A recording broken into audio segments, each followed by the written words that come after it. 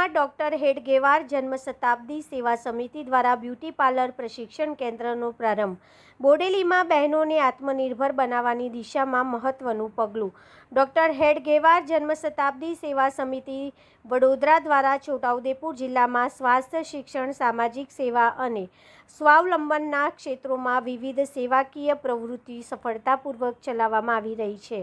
આ સેવાકીય અભિયાનના ભાગરૂપે બોડેલી ખાતે સ્વાવલંબનના આયામ અંતર્ગત બ્યુટી પાર્લર પ્રશિક્ષણ કેન્દ્રનો શુભારંભ કરવામાં આવ્યો.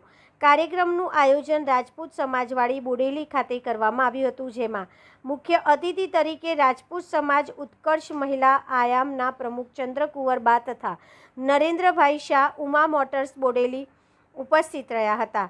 બંને મહાનુભાવોએ ભારતીય સંસ્કૃતિ અનુસાર દીપ પ્રાગટ્ય કરીને કાર્યક્રમની શરૂઆત કરી અને પ્રશિક્ષણાર્થી બહેનોને આત્મનિર્ભર બની સ્વરોજગાર તરફ આગળ વધવા પ્રેરિત કર્યા.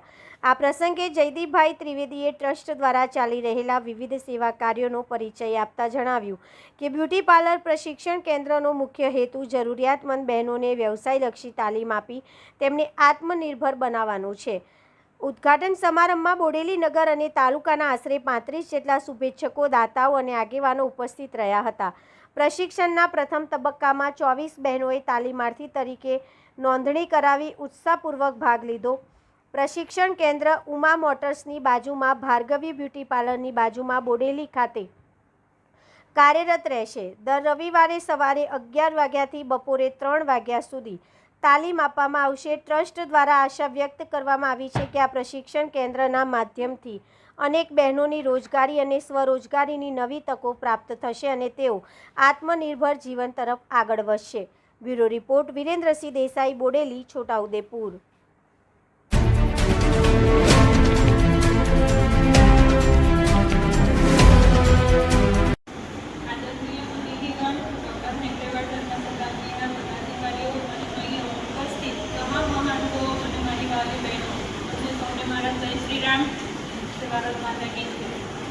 આજે મને આ મંચ પર ઉપસ્થિત રહીને મને ખૂબ જ આનંદ અને ગૌરવની લાગણી થાય છે કે મહિલાઓને હુનરમંદ અને આત્મનિર્ભર બનાવવા માટે આ સંસ્થા આટલું સરસ કામ કરી રહી છે.